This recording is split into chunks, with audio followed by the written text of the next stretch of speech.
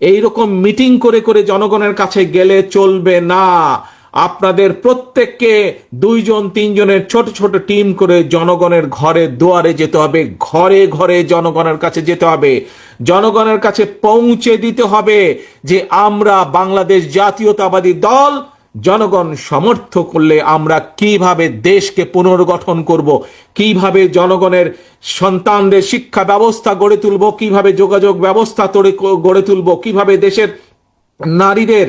আমাদের ক্ষমতায়ন করব, কিভাবে দেশের কৃষকদের পাশে এসে বিএনপি দাঁড়াবে, কিভাবে দেশের শিক্ষা ব্যবস্থা দেশের স্বাস্থ্য ব্যবস্থা গড়ে তুলবে, এই কথাগুলো জনগণের কাছে পৌঁছে দিতে হবে।